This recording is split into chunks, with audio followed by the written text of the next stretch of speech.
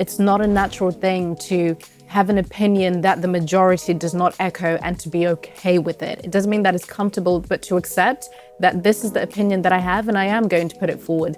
It's not a natural thing. So the critical thinking, the deep questioning, the saying, I don't actually agree with that. The saying, I have changed my mind. The saying, I have made a mistake. I don't co-sign some of the things that I did, but I'm going to own up to the mistakes that I made. I'm not going to put forward a piss poor apology that is not true. All of these things are so unnatural. That's why I think we have to be very compassionate and gentle with ourselves. I don't think it's as simple as people should speak up. Full stop. It's really not that simple because it denies the intricacy of how we're made as human beings.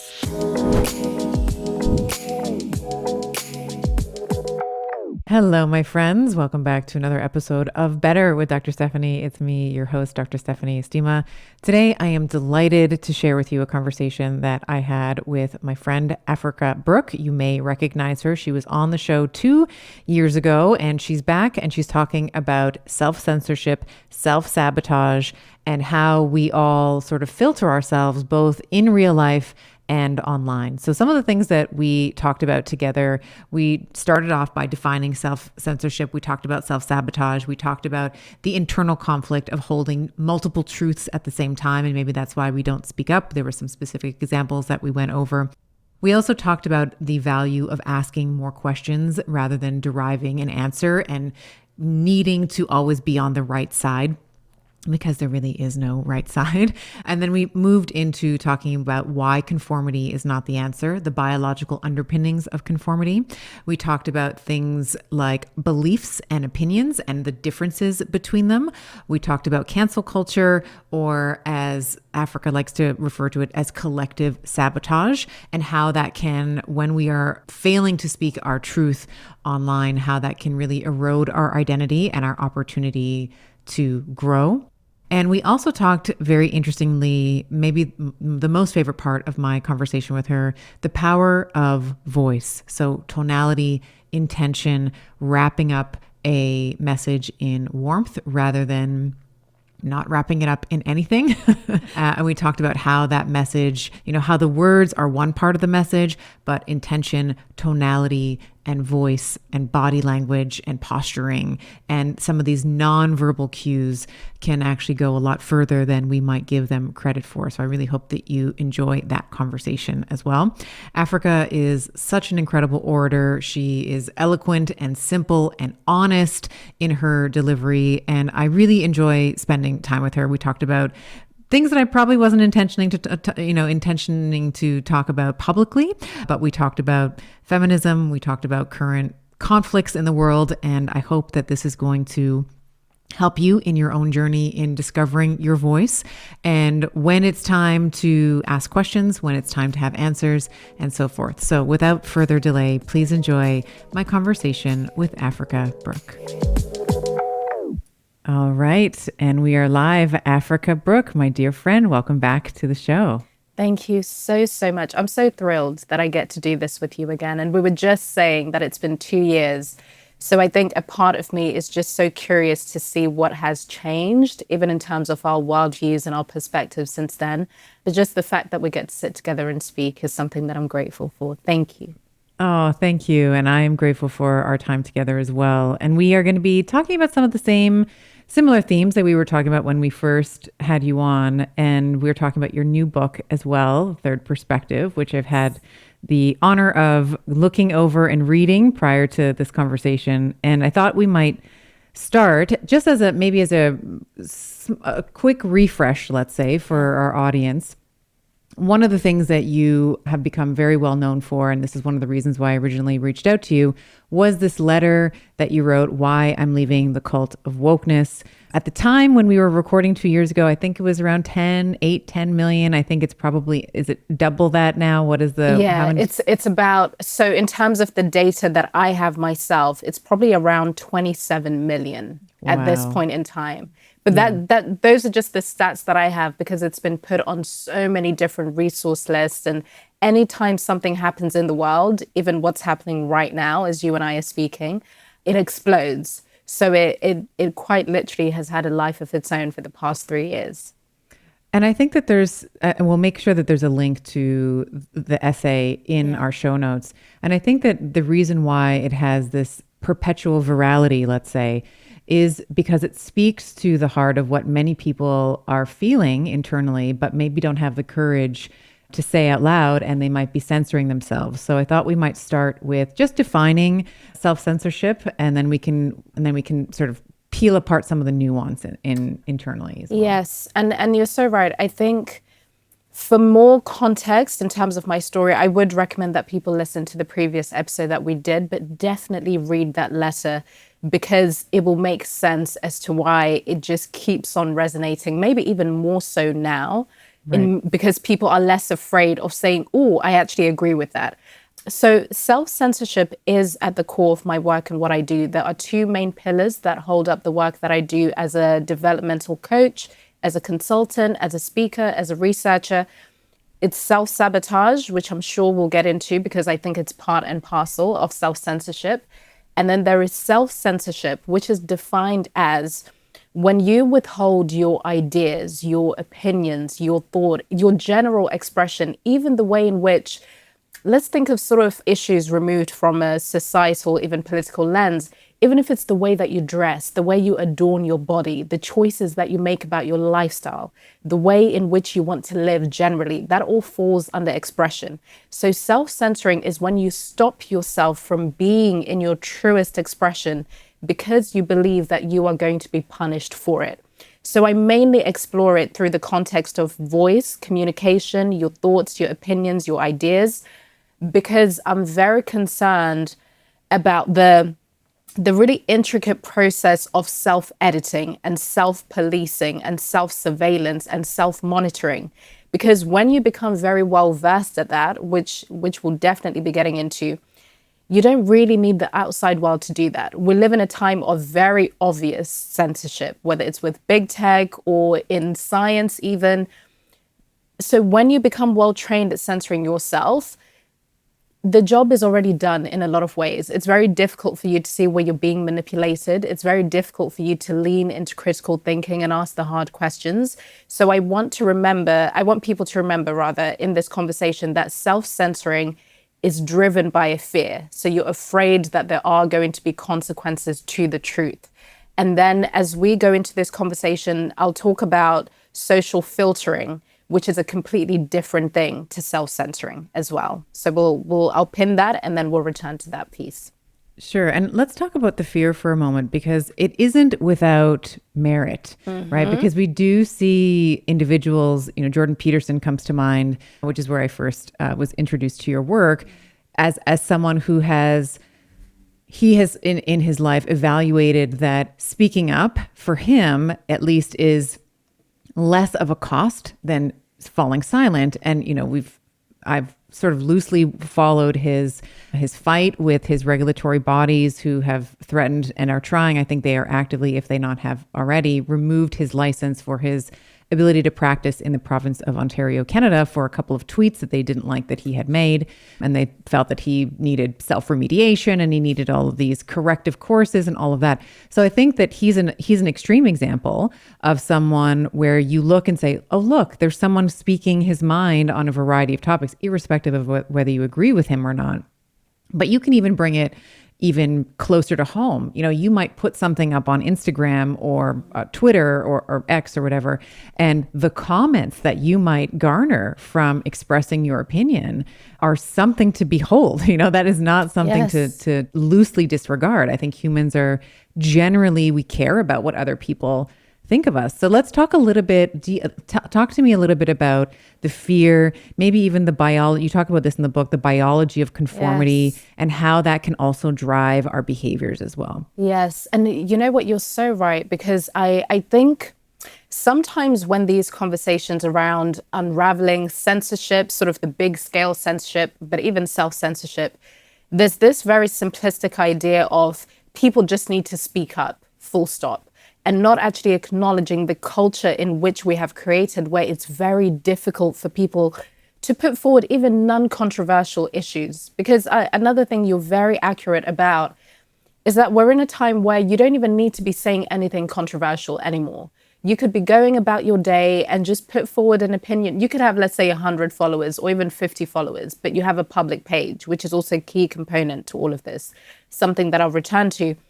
You could say something that is remotely, so just an opinion, an idea that you have, a curiosity, an answer. Say you don't like something, and then all of a sudden it explodes because it's gone viral in some kind of way, or it's landed, because there is such a thing as context collapse, which is when our thoughts, especially when they're shared online, they're no longer sort of confined to a space in which we remotely control. There was a time where you had your friend group, right? In the early days of social media, you knew who was part of your friends list, probably people you went to school with, colleagues, family members. So you can trust on some level that they will probably echo the same worldview as you. They might not feel the exact same way, but there's probably going to be some sort of similarities in worldviews.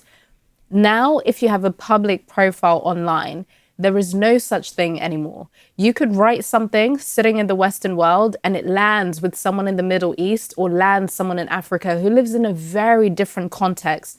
So the way in which they process what you're saying will be very different, Right. So I think that's also something to consider, that there aren't those sort of digital boundaries that used to exist before. Now it's a free for all. But also, I think where the self-censorship thing comes in and why I prefer bringing it back to the self, there are a lot of people who believe that you're not allowed to ask questions. You're not allowed to get things wrong. You're not allowed to have a certain type of sense of humor. You're not allowed to agree with certain types of people. And because they have imprinted this message on themselves, then we come together as a collective of people that believe that you're not allowed to do X, Y, Z. And then we respond from that place. So I think that's also something that we see where we have, and I truly believe that we all contribute to this culture in some way, where we've created a world in which people are so terrified of saying even non-controversial things. But I don't believe that we need to just accept that this is just how it is. You just don't speak your mind online, or you just don't question anything, or you do that offline, full stop, which I think is important. But I think the danger is in sort of just accepting that this is the norm. Absolutely, the fears do exist, but I think the fears don't just exist in a vacuum. These are all individuals that have a certain way of viewing the world, individuals that carry their own intolerance. So it's how dare you speak your mind when I can't? So that's why I sort of like to bring it back to the self, because I think if enough individuals shift the way in which they are behaving and responding or reacting, having that inability to deal with differing views, then I think something can shift, Yeah, and I love the idea of debate and disagreement and conversation, because that's really, even the word parliament. So if we think about where most of our, political figures go to debate, it's in parliament. Well, if we look at when we look at the etiology of that word, it comes from the French parler, to speak, right? So I think that we want to be, and then, bâtiment is French. So it's like the building where we speak, right? So I think what you've said, I think what you've touched on there is really, really interesting, because in the world of where there is a lot more discussion around diversity and inclusion, as there should be, and equality, there does seem to be, and I've heard you talk about this, and I'd love for you to expand on it. There does seem to be a missing component of diversity of thought and diversity of opinion, right? So where we want to be more inclusive, and we want to be more understanding of, let's say, another person's experience or another person's, lived experience. Yeah. You said something where we're not allowed to agree with certain people. We're not allowed to, Jordan Peterson, for example, is great. Like, when I mentioned that, hey, I actually kind of like some of his stuff. People are like, what? You're not allowed. You can't. No, Right. He's a this and he's a that, and all the names, start sort of tumbling off the tongue. And so I'd love for you to speak about this idea when we are thinking about diversity and inclusion and in improving our understanding. Why it is also important for there to be diversity of opinion and diversity of thought, and for all of the opinions to have a say, whether or not, because what I hear a lot now is, oh, this is hate speech. Oh, this is this, we can't have this kind of opinion. We can't even speak to these type of people. And I feel like that's a grave mistake. Oh, absolutely. I think, and here's the thing, even when when you say diversity of thought, we're in a time right now where that has been tied into alt-right values. Immediately when you say, even when you think of the word freedom, I don't know about where you are in the world right now, but even in the UK, which is where I'm from, when you say the word freedom, when you say diversity of thought, it's associated with the right. And objectively speaking, there is nothing wrong with being on the right, but the sort of weight that holds and the way It's that derogatory. oh, It's almost derogatory. Yeah. absolutely, absolutely, and it's such a shame because it stops the entire conversation from even moving forward. But the thing with diversity of thought, it exists whether we like it or not. I think that's important to realize that we're making it very difficult to accept the reality of being a human being. We are all diverse in our thought and they change and shift. They are so fluid from day to day, from moment to moment, especially our opinions. Our values and our beliefs are a lot more sort of locked in, but our opinions and worldview changes all the time. But the moment that we start to politicize things like freedom and diversity of thought, I think we have created a very, very big problem that is worth talking about. Because I was one of those people that thought and had only ever heard the language of diversity of thought coming from the right, only ever coming from people that are very intolerant in their anti-wokeness, if you will. So there was always a very single story, a very single image in terms of the people that I saw speaking about diversity of thought. And I truly believed for a short time, but quite intensely, that racial diversity, gender diversity, diversity in sexuality, class diversity was enough. But I quickly realized that all of that is a performance. All of it is a facade, because it assumes that if you have, for example, enough Black people in the room, just Black, color of their skin, people that are racialized as Black, then that is enough. That means that you have a diverse room. But are we still going to view it the same way if there are Black conservatives in the room? Probably not, because Black conservatives seem to be rejected all the time, that their ideas are not valuable in some way, that they have a proximity to whiteness because they don't speak, think, and behave in the way that they're expected to. So I think it's really important that if we on any level have bought into the politicizing of the language of diversity of thought, to really remove ourselves from that, because it means that the moment that we find ourselves being truly curious and diverse in our thinking in a way that deviates from these sort of rigid categories of thought, we won't allow ourselves. That's where the self-censorship comes in, because it can be things like, oh, I can't agree with this person because they're on the right. Sure, they're Black, but they probably have a proximity to whiteness in some way. That's when you start this sort of mental gymnastics, because you're so attached to the weight that comes with this label. But again, like the thing that I said right before I sort of started exploring this, diversity of thought exists whether we like it or not. And you only have to walk out into the world to see it.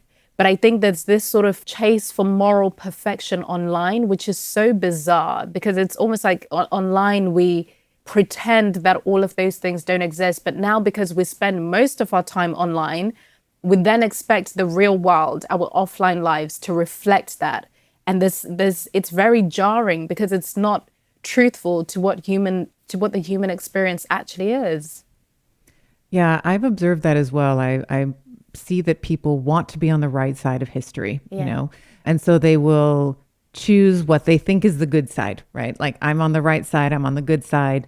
And at least for me, I think that they're not mutually exclusive, right? So like good and bad, good and evil, let's say, one cannot exist without the other. Yes. And even in the same individual, right? In the same person, you know, you have, and I'm just speaking for myself, I have shiny, bright, sparkly parts that, you know, I probably show to the world more than I do my, you know, my internal sloth. Like the woman who just wants to lie on the couch and doom scroll Instagram or whatever, right?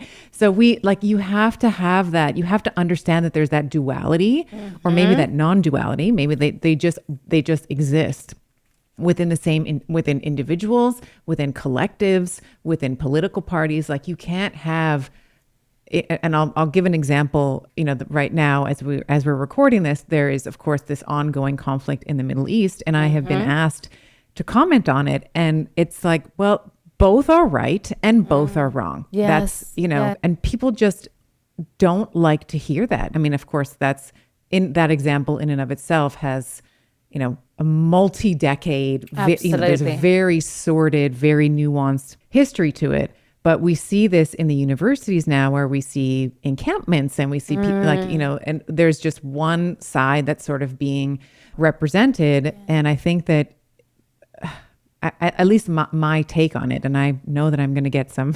blowback on this, but it like both are right and both are wrong. Yes. Yeah. You know what? It's really dawning on me that even in our conversation a couple of years ago, we had a similar moment to the moment that I'm just experiencing with you now, where you're acknowledging something that is happening in real time and also acknowledging the pushback that you will receive from speaking what you believe to be truthful. And you're being very balanced and nuanced around it, right? And the last time it was about the vaccines. And if you and I had a conversation some months before that, or even a year before that, it would have been the racial reckoning. There would have been, there's always, and I say that to illustrate the fact that there's always going to be something, But I find that the way in which we are so unable to hold multiple truths about ourselves means that we can't hold multiple truths about other people. I think that's exactly what I wanted to do, even with the language of the third perspective. It was just an invitation for people to recognize that there's a very false binary that is always presented to us, regardless of what the situation is. Yeah. Something complex, something that is not complex. And there's always this pressure to pick one side so you can prove your goodness. And we've come to the point now, because of technology, we're proving our goodness to people we don't even know. You could walk past that person shouting at you in your DM on the street and you wouldn't even know who they are. But we sort of give ourselves and cross our own boundaries for people that we don't even know and rush our own process so we can put something out so it keeps the mob away, But I really think it is a part of everything we're talking about now, be it self-censorship or just the very cruel way in which we're starting to communicate with each other because we do it to ourselves, is an inability to hold contradictions about ourselves. So again, it's a thing of how dare you hold nuance when I am not allowed to do that, That to me, that's what I see all the time. It just presents in a different way. But it's almost like it's an intolerance of self, and then it gets projected outward, right? Yes. Oh, that's so beautifully said. That's so yes, that's so right. That's so right. When we have the intolerance, for me, my inner sloth, the doom scrolling on Instagram. It's like, I hate that. I hate that I want to do that. So I am going to shut it away, pretend it doesn't exist, etc. Or when I, another one's like when I get so frustrated, maybe I'm tired or whatever, and I yell at my kids. But I want to be I want to be like the best mother that I can for them. And that doesn't involve yelling, right? So there's all these little bits that we're almost fractured internally. Yes. And so that fracturing internally then now projects externally to, well, no, it can only be this group. It can only be the people who take the vaccine. It can only be the pro-choice. It can only be the, whatever pro-anti, whatever political scenario is most prevalent at the moment. Right. I think that's what happens. Oh, absolutely. And I'm also curious to know, how do you deal with it? Be it with what's happening now in real time in the Middle East, or when it was the vaccines, or before that, how do you deal with it as someone that is visible when people, or even one person, makes a demand of you to speak? Is that something you respond to? How do you deal with it? There's a chapter in your book, and I think it'll be my answer, which is you owe the internet nothing. Yes. So when I have been asked, what do you think about such and such? What do you think about George Floyd? What do you think about all these different things? I don't owe an explanation to anybody. That's how I initially think about it. And I also want to try and understand. So for example, with the Middle Eastern conflict, so my family on my mother's side is Lebanese. They used to be in Lebanon, but they, the war, et cetera, they're Christians, so they're no longer there. We no longer have family there. So just people know that I'm of Arab descent and want to understand my opinion. And part of it is I feel a little inept. It's not my area of expertise. So I also feel I'm not an expert on anything. You want to talk about mitochondria? We can talk about mitochondria. But you want to, you want to talk about political, historical things that, and even history in unto itself, is often written by the victors, right? So what we are reading also may not necessarily be, or what we are learning in schools as what the, the right history is. I'm using air quotes for those of you that are listening to me on audio, may not even be how the perceived losers of that conflict might describe the situation. So I often feel like I don't actually owe anybody anything, and I do owe it to myself to try and have a basic understanding of what is happening. It may be right, it may be wrong. I don't even know what those words mean. Anyway. But I do try to educate myself and have conversations with people who are willing to either push an opinion that I may be developing and like get me to hypothesize why I believe in, and I'm lucky to have a friend group that, I have people who will tell me honestly if I am out to lunch on certain thoughts, or they'll push back and say, okay, have you thought about these different things? So that's sort of how I handle it. So sometimes I'll respond and most times I don't. Yeah, I love that, because it reminds me of something that I write in the book. I don't know if it's in that chapter or in chapter 3, which is No One Left to Cancel. When I talk about, and it's just one line, but it says, saying everything and saying nothing are not your only options. Right. Because I think we really are, again, and a lot of this sounds simple, but you'd be amazed at how in the moment in time when you're having a visceral response to a stranger, and again, you don't even need to be someone who's hyper visible in the public eye to experience this anymore. It could be a colleague that feels very strongly about something. It could be someone you met. It could be someone you're dating. It could be, so I don't want people to think, oh, these are sort of things that are outside of me. Only people that have so-called platforms experience this, because now it could be anyone, as long as you have a public profile online or even your friendship group offline, right? There is a demand. And I also have empathy and an understanding for all of this, because there are some horrific things that are happening. And I never want to make it seem as if it's unreasonable that people are feeling as strongly as they are, because I don't think it's unreasonable at all.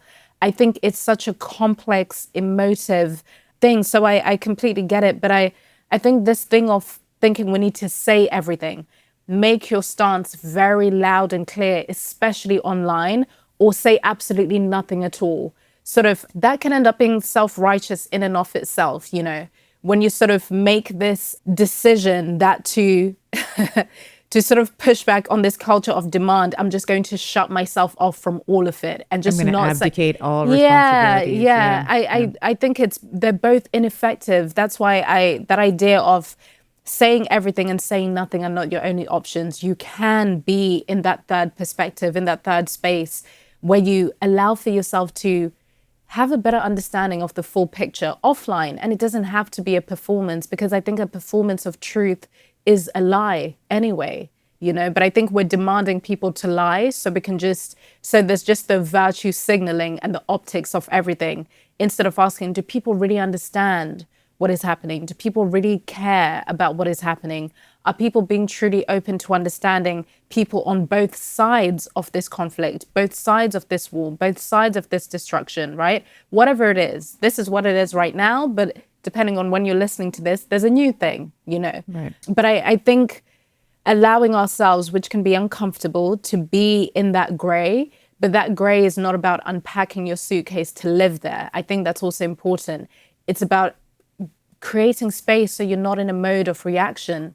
But I think there's such a high demand for reaction and the optics of things instead of the honesty of things, What I'm hearing you say as well, at least what's coming up for me as you're talking, is, can we ask more questions than having answers? Yes. Is it possible for you, if we're talking about the Middle Eastern conflict, for you to start asking questions, to be curious about why someone might, really strongly feel a certain way about Palestine, or why someone might really strongly feel a certain way about Israel, and what were the how asking the questions about how did this person arrive at the opinions that they hold. Yes. And sometimes it's just maybe there isn't an answer. Maybe it's just there's more questions. Maybe there's just more questions to be had. Oh, that's so beautiful. And it even I felt sort of like a calm flow over me just from you saying those words.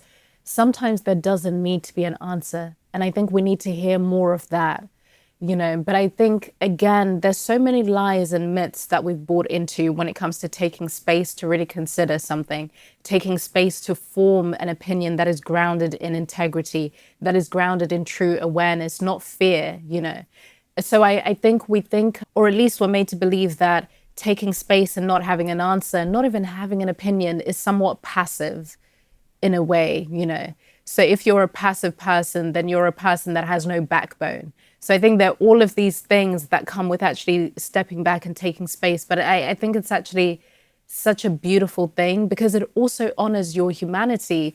Because this way of responding and reacting and sharing and posting and taking a stance right now, another thing about it, and I wonder what you think, is that it's so dehumanizing.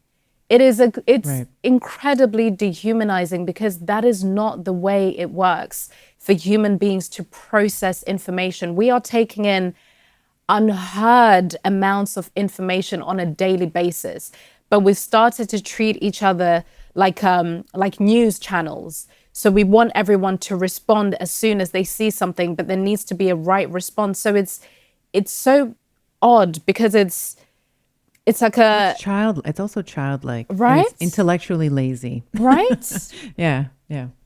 But I think, have you seen that even in people that there's sort of a fear and a shame in the not knowing, in not having an opinion just yet? Yeah. I think that there's safety in numbers, right? I think we find when, the collective feels a certain way. Well, if we join the collective, well, there's just safety in that. I think that there's safety psychologically perceived psychological safety with saying, okay, like I've come to the decision now. So this is where I am. And this is like all these people agree with me. Yes. So I think that there's some safety there. I know you talk about this this hard wiring or this sort of neurological wiring that we have and this sort of pressure. Certainly there's that societal pressure to conform, but it's also driven it's neurologically driven as well, right? Yes, absolutely. And that's a part, I write about that quite early on, actually, the biology of conformity, because I never want us to think that all of these things are some kind of moral failing, because I think that can be so easy to do that. I remember in our previous conversation when I spoke about my journey with sobriety and alcohol and relapsing so many times, but then coming across the sort of scientific literature around addiction, which helped me kind of zoom out and realize that, okay, this wasn't a moral failing. There were some things that I absolutely have to take personal responsibility and accountability for, but there are also some things that are happening on a brain-based level. There's some things that are happening on a marketing level in terms of how alcohol is marketed as sort of the happiness drug, as the glue for social situations, whatever it might be. So I think in addressing the biology to conform in the context of self-censorship and courageous expression and asking tough questions and what it means and looks like to go against the grain with your own community or just the human community, we do have to talk about the fact that these things do keep us safe and have kept us safe since the beginning of time. Because there was a time when you would be in real danger if you were exiled by the group, right? Because it meant you didn't have any food, you didn't have any shelter, you didn't have any companions, so probably were not going to have children, or you could be killed. So there were very real consequences. And also, even in the modern world, there are still places today where there's a very big cost to speaking your mind. I don't want to sort of gloss over that either.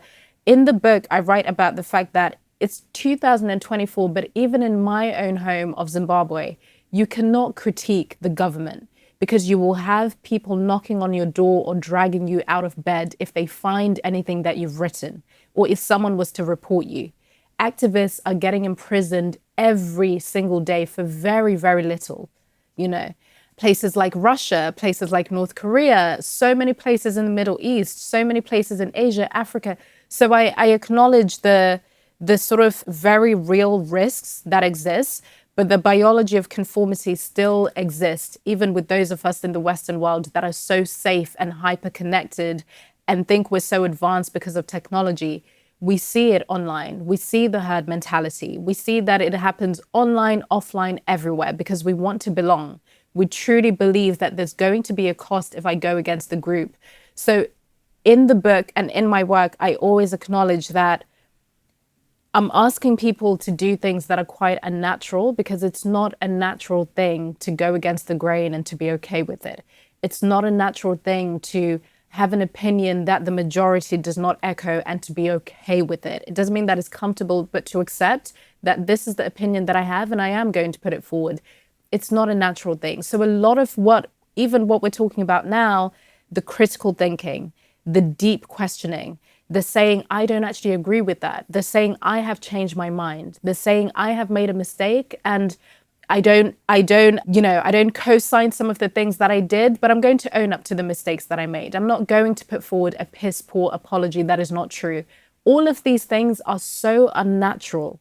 That's why I think we have to be very compassionate and gentle with ourselves. I don't think it's as simple as people should speak up. Full stop. I just, no, it's really not that simple because it denies the intricacy of how we're made as human beings, And, what's the saying? To err is human, right? To forgive divine, but like that's part of our architecture. Is We are designed, some of the, I'm trying to instill this in my children, is this idea of success is actually built on multiple failures. And the difference between someone who is successful, however we define success, it just means that that person has failed more times than someone who wasn't successful. And it's a difficult concept for my boys to grasp as well. Like how did you fail today? What were the lessons? What did you learn from it? People are uncomfortable, even from young, and this is an exercise I've been doing with my children for many years. They're uncomfortable with failure. They want to show up. They want to be, they want to be Ronaldo, like my boys are into soccer, right? So it's like, they want to be the big star right from the beginning, but they don't understand the years, right? The delta that it took to get there, all the failures that man has definitely, endured personally and publicly in order to be the success and the phenom that he is today. And so I keep telling my children, like hard work, outbeats talent when talent doesn't work hard. I know that's a famous quote. I think it's Jordan or someone said that, but it's this idea of like, it's okay to fail. And that's actually the recipe for success. So long as you are willing to look at the failure and say, what was the lesson that I hadn't learned in this particular scenario yet? Oh, I love that so much because again, it feels so tangible and it brings it back to the self, because only when you can show that level of compassion and empathy for yourself can you do it for other people.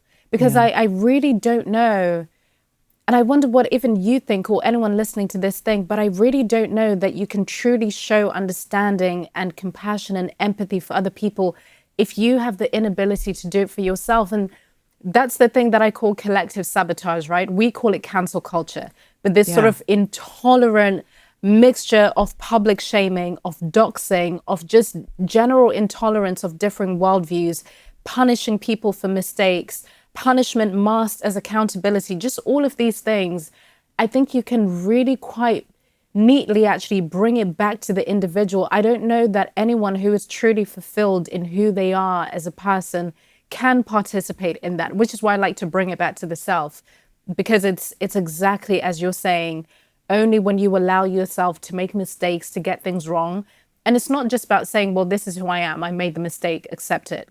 That's not what we're talking about, but there's a ownership mentality to it and a grace to it as well, But I think only when you can do that for yourself can you be able to see it and do it for other people as well and still maintain your boundaries. Yeah. I want to bring it back to self-sabotage for a moment, because we've been talking about censoring, and you talk at the top of our conversation, you said, self-sabotage is a part of censoring. I wanted you to maybe elaborate on that a little bit and maybe contrast between the two. So we've defined self-censorship and what that means. And how does self-sabotage play into this? So self-sabotage, I'll sort of give a very simple definition of it, and specifically the way in which I'm defining it in this conversation. So self-sabotage is when your behavior and what you say you want, so whatever goal you have in mind, are in direct conflict. I say that I want to be healthier and that I want to get well, but I eat like shit all the time, make excuses for not working out, moving my body. I call working out diet culture or whatever it might be so that I don't have to do anything, you know. It's when your behavior and either your values and your goals are in direct conflict. It's also when things are actually going well, things are working out for you, you start to feel uneasy in some way. You maybe have this feeling that the shoe is going to drop at some point anyway. So I better get in there first and just kick the shoe myself. So at least I know who the culprit is. It's me. It's not anything outside of me. It's always when procrastination is one of the most obvious ones, where maybe you give yourself a month to do something. So you have enough time, but for whatever reason, anytime you sit down to do it, you always find there's always something else to do. You make excuses for not doing that thing, and you always wait until the very last minute. Because maybe underlying there's some fear that you're going to get it wrong anyway, that it's never going to work out. So it's better if you rush it and then there's a possibility of it working out instead of giving yourself all of this time and then maybe it doesn't work out and now you feel a lot of shame. So it's always when you pull the plug on yourself in some way.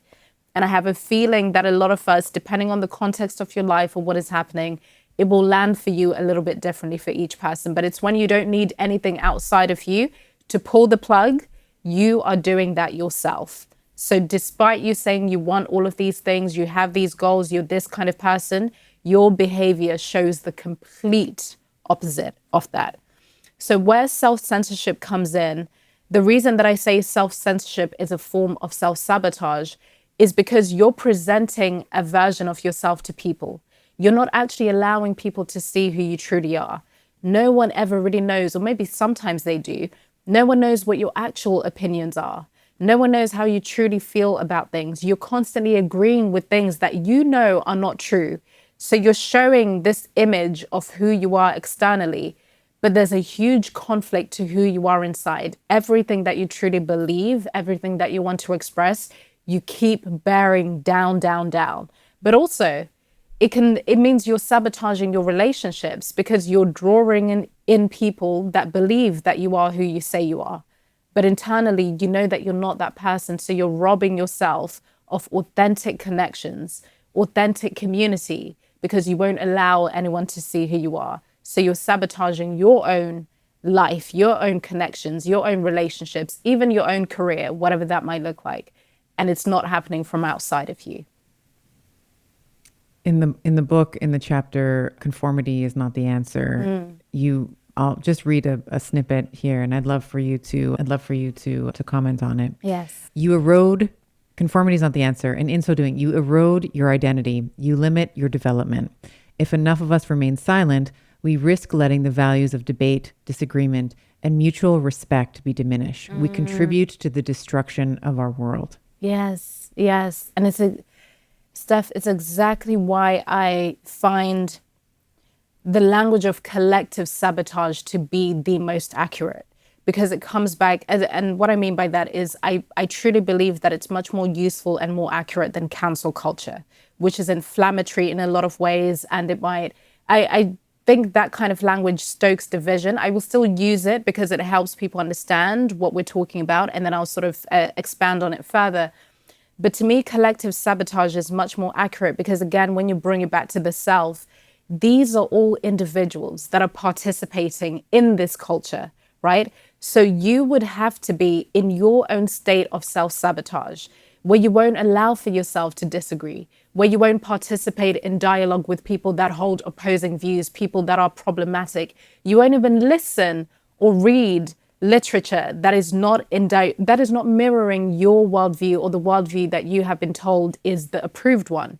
So when we come together as those individuals that are well versed at the self-sabotage, that's when we create the collective sabotage. That's when we come together as a tribe of people that have an inability to connect. We come together as a tribe of people that are anti-intellectual. And maybe we think we're coming together in the name of progress, which you see a lot with critical social justice movements. They think they're coming together in the name of progress. And sometimes in the beginning they do. And I write about that in my open letter. But then quickly it morphs and you realize that actually there's no room here to ask hard questions or to put forward anything that contradicts what has been decided as the mission. So that was my intention with that, to really illustrate the collective cost of self-censorship as a whole. Yeah. I think I feel that way about, in some ways, not always, but with the feminist movement. I think it started off as hey, we would like to be able to vote. Yes, yes. We would like to have ownership of our children and not just the child to be owned by the father and he can decide what to do with, it started from this position. If you read anything about the suffrage movement, like this was, being able to vote. I think that's a worthwhile, worthy cause to fight for. And now it's sort of morphed into this, we're exactly the same as men. We should be treated and it's like, we're not. No. We aren't. I mean, I wrote a book on it. We are not the same as men. There are beautiful differences between us that I think are important to acknowledge, both for our own healing, maybe our own fractured internal selves, as we've been talking about, but also to understand how we show up in the world and how we can best put our mark on things through our, through being a female, through being a male, etc. I think that those are, so I would agree with you. And I sometimes particularly with the feminist movement, because I would have classified myself as someone who is absolutely for, being treated equally. If you have a man and a woman, same skill set, same job, they should be paid the same amount if they have the same outcomes and all of that. And when I sort of observe some of the, maybe we'll call it fringe or maybe it's not fringe, where we sort of see this morphing of this feminist movement into men are dirty dogs, they're disgusting, and all they want to do is rape and pillage us and use us and it's like, that's not it. There are so many beautiful men in my life, I'm sure in yours, that are that have been so instrumental, been mentors to me career-wise, personally, friends I'm raising sons. So I think about how they're, who present as white, like they're lighter skinned, let's say. I think about how they're perceived and the messages that they receive as well. So I get a little bristly now with sort of the feminist movement or what it's sort of morphed into. Absolutely. And I think that's something that I think about so much. I don't go into it extensively in the book, but I do a little bit in the sense that this is not about rejecting movements or rejecting labels, full stop. But we need to start being honest when they become regressive. We need to start being honest when it becomes difficult, even in those communities, to raise those concerns. Because to me, when you cannot raise concerns, that's when you're in something that is reminiscent of a cult, that nothing gets in and nothing gets out, including questions, including thought, including just explorations. Because most people, even when you speak to young people today, and I do quite a lot, especially in researching my work and just seeing how I can make this more accessible for younger people, they also don't resonate with the language of today's feminists. Most of them wouldn't even really call themselves feminists because they don't know what it means so much anymore. But depending on what spaces you're a part of, online or offline, they can't say that. They can't say, hey, what exactly are we sort of fighting for or campaigning for? And when we speak about men, do we realize that we're also speaking about young boys who are hearing us speaking in this way and truly believing that their masculinity is toxic and that masculinity is only appreciated in women? Are these conversations that we can have? But I think the reason why I even subtitles this book, Brave Expression in the Age of Intolerance, is because in so many different pockets of society, we have created a level of intolerance that is just so undeniable. But I worry because I think we're starting to get used to it. And we think that this is just the way things are. Oh, everyone gets cancelled. Oh, people just get publicly shamed in comment sections. That's just normal. It is absolutely not normal because it is also starting to influence how we are offline.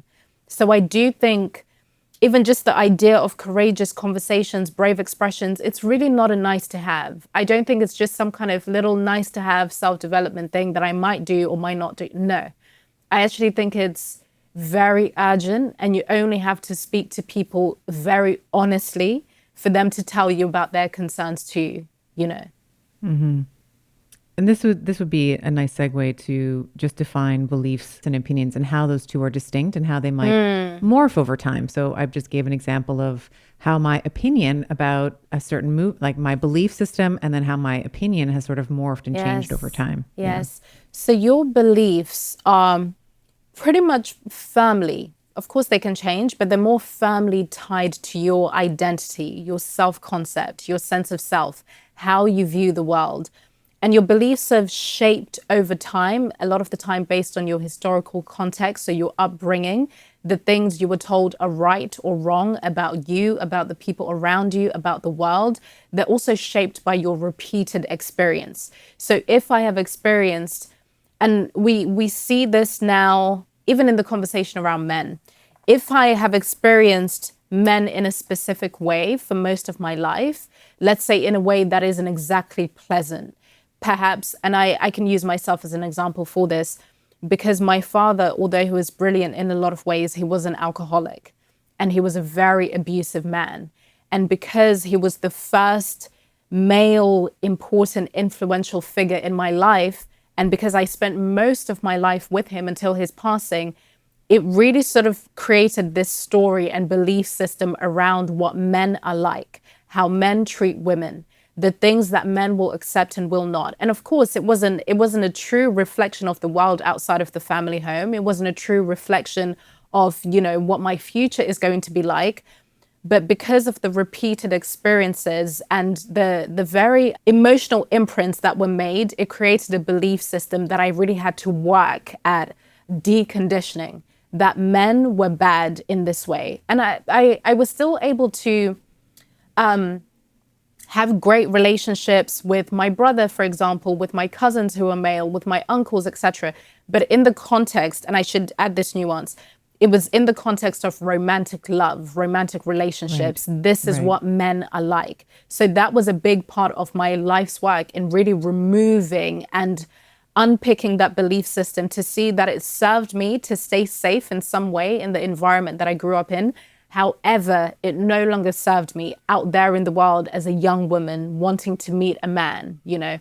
So that belief system was so entrenched. It was a part of my self-concept. It was a part of my self-identity, to the point of me thinking long-term relationships are just not for me. I much prefer casual relationships. I don't need to get that close to a man because I have all of these women in my life. I can just have friendships with them.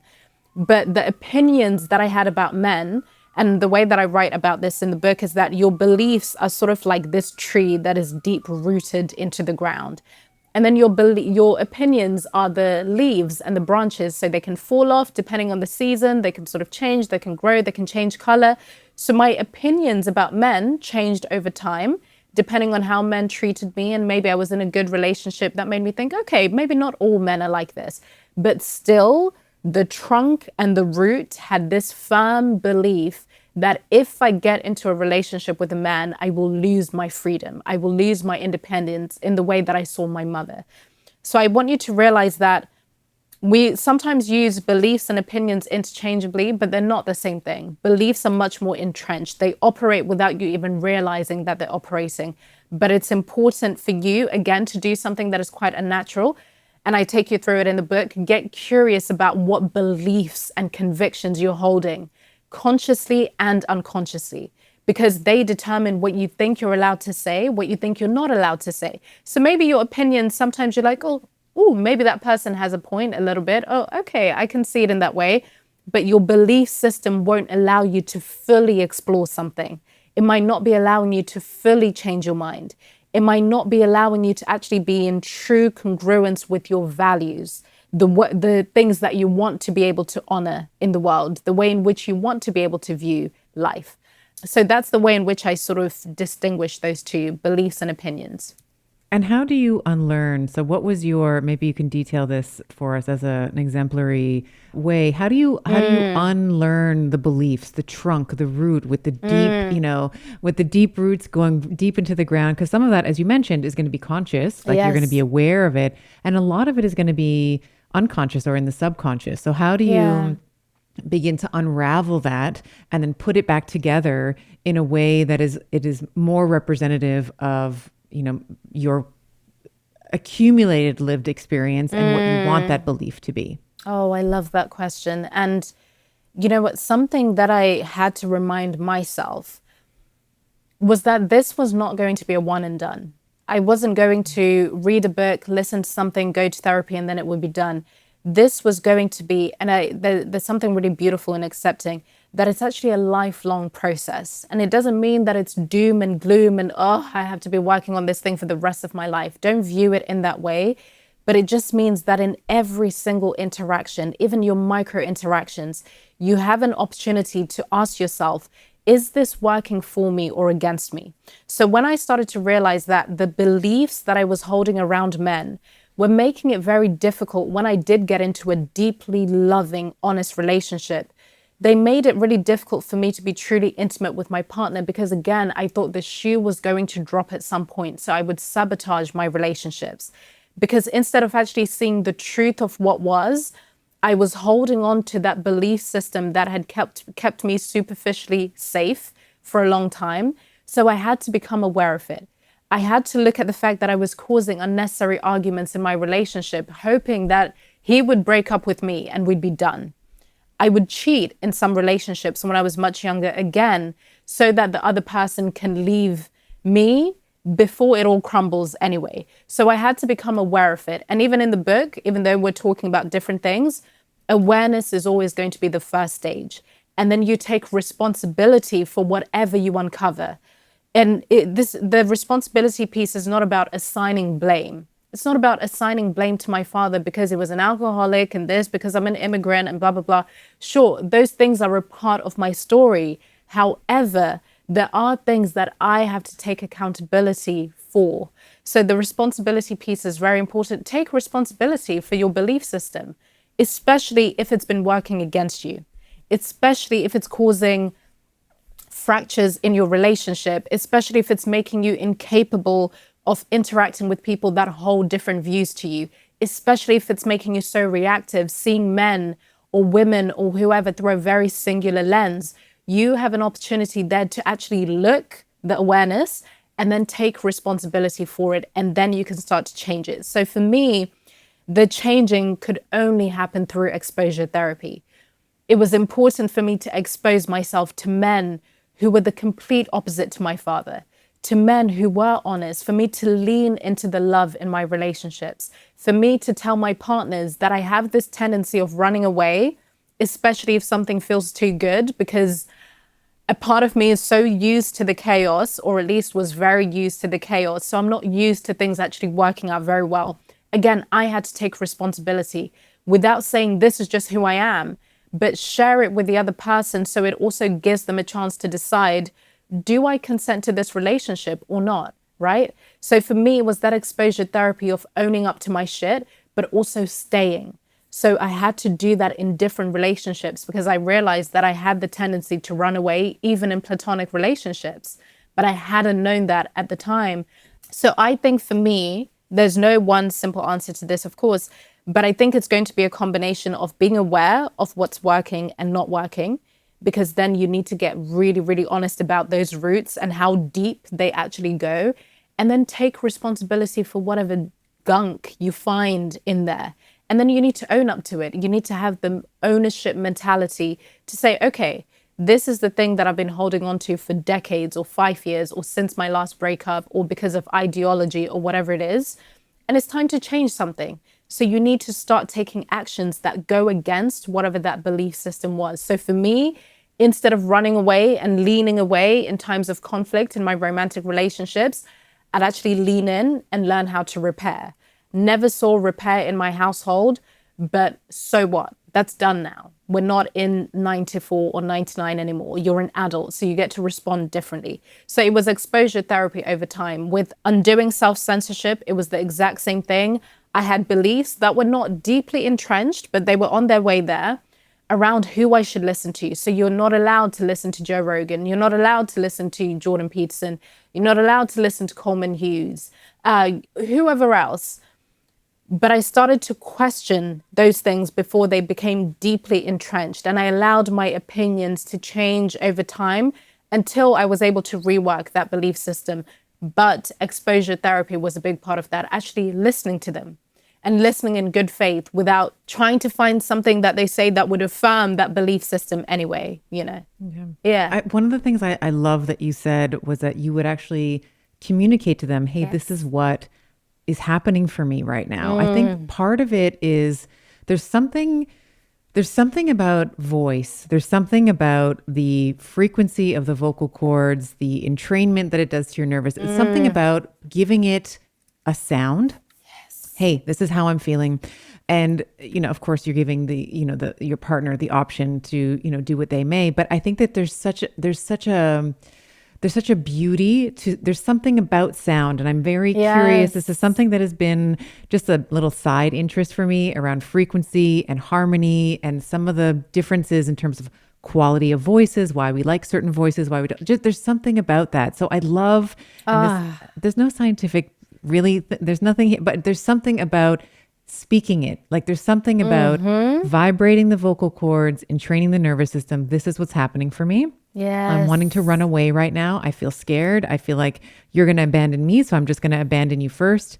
You know, it's so mature, and it's so, the word is healing, or something to it. There's something to that about giving it a voice. Oh, I love that. I love that so much, because now that I've finished writing this book, I've found that to be a new area of fascination for me, actually, really getting into the intricacies of the voice and the voice as an instrument.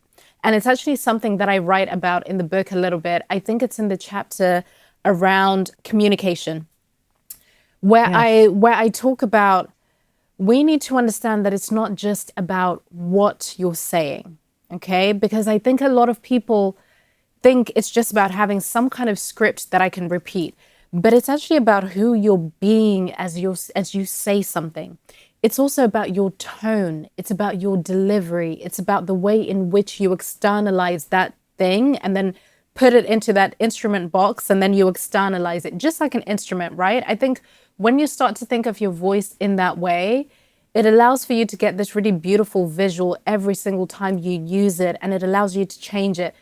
And I really think, I haven't explored this so deeply or asked my audience the questions, but I truly believe that a big part of my success in talking about the things that I do is to do with my voice, is to do with my delivery and my tone, and even the intentional warmth that I make sure I put forward, especially when I'm saying something that is especially challenging. Because I think it's a shame, and I come across a lot of people, even people that I work with who are very well known, who was saying the right thing, who was saying things that we would all resonate with rather. But because their tone and their delivery and the energy in which they put it forward is just so abrasive and so jarring and so cold, and it doesn't connect, and it presents as assertiveness, but it's actually dominance in a way, because they're afraid of getting it wrong, or they're afraid of looking weak. They're afraid of looking insecure. So I remember saying a similar thing to Jordan, actually, in a conversation I had with him, not the one we recorded, but another conversation we had, where I was saying to him that sometimes his delivery, because he feels very passionate about what he's saying, and this is Jordan Peterson I'm talking about. He feels very passionate about what he's saying. And I mean, that man has been through so much. I don't know anyone else that's been experienced in modern day society in the West, experienced mass misrepresentation in the way that he has, and reputation destruction in the very intricate ways that he has, and he's still showing up and doing his work. So I understand that there's a lot of frustration, there's a lot of resentment. And that does come through in his voice sometimes, which means that it doesn't connect in the way that it needs to with people that are not already used to him. People that didn't encounter Jordan in the lectures when he wasn't as big as he was, and he still had, that sort of light and warmth, which he still absolutely does have. But I think he also now has this defensiveness too. And we had a really beautiful conversation about this very thing, about voice and tone and the intricacies of delivery, and allowing yourself to be vulnerable enough to say, actually, this is something that I'm struggling with, and I want you to know that. So yeah, this is something that I think about a lot in terms of how just by changing your tone and your delivery just a little bit and adding more warmth, and again, maybe it means that you're doing something that is very unnatural to you, but you can train your voice to be a specific way because it can change how your message is received. Absolutely. Wonderful. I love that. I love that so much. And I think that, coming back to our beliefs and our opinions, you were talking about, the belief that you had initiated with your experience with your father and watching his relationship with your mother. The other thing I wanted to make sure that I said was that there's also an element of gratitude for that as well, because that belief system was accurate, and it did serve you at a certain part or a certain point in your life to look at your father and to be able to predict his behavior and to be able to understand what was going to happen in the household. So that schema that you had created absolutely was correct and served you at the time, right? It was so there's a certain amount of gratitude. It's just gratitude for, how it served you, how it saved you, how it protected you. And then we come to a point in our development. So now, just using the example that we've been talking about, now you're wanting to find a loving, stable, nurturing relationship, that maybe it's time for you, like the snake does, to shed that skin, right? And to adopt a new belief system. Yes. And so I just wanted to say that as well, because we'll have online or offline conversations around this as well. That's something that I've had to relearn as well with my relationship with men for a variety of reasons that we don't necessarily need to get into now. But it's one thing to say, okay, I had this experience, but also to be grateful for it. It showed you what you didn't want, right? In life, it gave you a template for what you didn't want, and it served you at the time. So now can you thank that, write a little note, and then put it in a bottle and allow it into the ocean, to allow it to sail into the ocean where it belongs. I love that, because it removes, and it's something that I say in different ways and speak about quite a lot, because it removes the sort of shame and even embarrassment of your past self. This idea that I should have known better. I really don't believe it to be useful. And the way in which I talk about it a lot of the time is when I talk about my sobriety, when I talk about how in that decade-long struggle, 14 up until 24, I did so many things that are objectively regrettable. So much manipulating, so much lying, kleptomania, cheating, and just so many pathological behaviors that obviously did not serve me or anyone around me. And I made amends, I took accountability, took responsibility, but something that I never did was to, through hindsight, through this sort of groundedness of my future adult self, I never looked at her through the lens of shame. I'm always so grateful for that girl, because she showed me that I have this wildness within me. She showed me that I was an artist. She showed me that I could have brave conversations with people. I gave alcohol and drugs all of the credit, but actually I was all of those things anyway. And I needed that part of myself. I needed that part of Africa that valued drugs and alcohol at the time and just valued a good time and was just curious in that very unhelpful way. But there were so many things that I've still kept from her. And I wouldn't have discovered so much of the things that I now know if it wasn't for that belief system, for that worldview, for the opinions that I held at the time, for even the shame that I held at the time. So yeah, that's something that I really resonate with. And I think in different ways it will for those listening, because we have such a big opportunity to show a past version of ourselves more compassion than we do. Yeah. And I think it can actually allow us to unlock a braver, freer, more liberated future self if we do that. Yeah. And to heal the fractures that we've been talking about, Yeah. to heal, to become more whole, which I think is Yes. the goal that any human, it's a noteworthy human pursuit. Yeah. This is just, I mean, anytime I get to spend time with you is just time well invested. But tell people if they want to find out more about you. I know you have a podcast. Tell them about your book, where they can find you, like just all the plugs for where people can find you online and otherwise. Of course. So the third perspective, depending on when you're listening to this, you should be able to get your hands on it. Actually, you should be able to, because at the time of recording, it's coming out in 4 days or something like that, which is crazy. But I would also urge you, if you're going to buy the book, please try and support your independent booksellers as well. We really need to keep physical bookstores alive. You can also find my website, africabrooke.com. I'm on Instagram, africabrooke with an E at the end. And if anything resonates or comes up in this conversation, please do feel free to send me a message, send me a thought, because I think the most important part about this work is the collective contribution, so that I really get a feel of where people are, what people are thinking, what people agree with, what they don't. So don't be shy to get in touch. But it's been an honor to get to have this conversation in your ears and eyes.